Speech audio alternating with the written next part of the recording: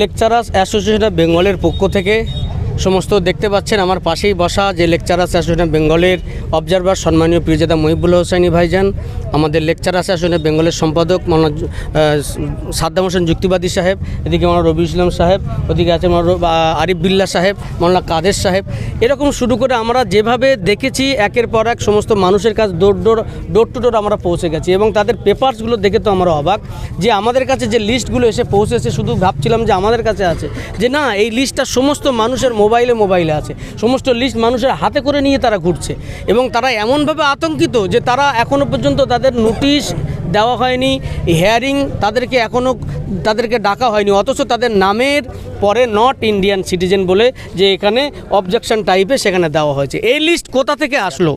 এই লিস্টটা কোথা থেকে আসলো? এই যে এই লিস্টটা কোথা থেকে আসলো, এটা আমাদের প্রশ্ন। এই লিস্টের মাধ্যমে একের পর এক মানুষ যারা দেখতে পাচ্ছেন পাশে বসে রয়েছে, যে মরা মানুষগুলো কই? মরা মানুষগুলো দেখেন একটু, এই একজন দেখেন, একটা মরা মানুষ, আপনার নামটা কি? সাত্তার মোল্লা। দেখেন এই মানুষটাকে বলেন তো, এই যে এখানে লিস্টে তার নাম, সেখানে ডেথ বলে এই মানুষটা নাকি মরা। এদিকে দেখেন, এদিকে আপনার নামটা কি?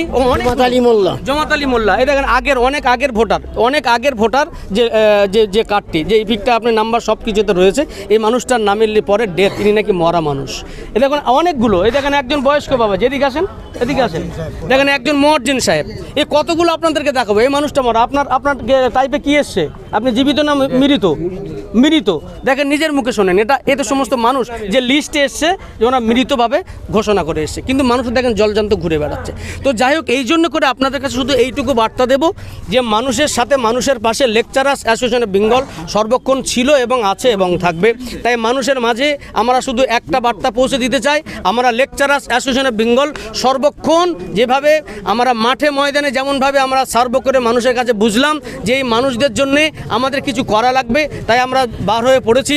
আমরা যদি এই আগামী দিন 14 তারিখ পর্যন্ত আমরা অপেক্ষা করছি, এই 14 তারিখের পরে যদি ফাইনাল লিস্ট যেটা বার হবে, ওই ফাইনাল লিস্টে যদি এই সমস্ত নতুন করে যদি সেগুলোকে না ঠিক করা হয়, তাহলে আমরা বিডিও অফিস থেকে শুরু করে, আমরা কলকাতা থেকে শুরু করে, এমনকি সুপ্রিম কোর্ট পর্যন্ত আমরা পৌঁছে যাব। একজন বৈধ কোনো নাগরিককে যদি তাদের নামের লিস্ট থেকে বাদ দেওয়া হয় এবং তাকে মৃত বলে ঘোষণা করা হয়, নট ইন্ডিয়ান সিটিজেন বলে যে তাকে ঘোষণা করা হয়, তাহলে এইটুকু বার্তা আপনাদের মাঝে শুধু পৌঁছে দিতে চাই।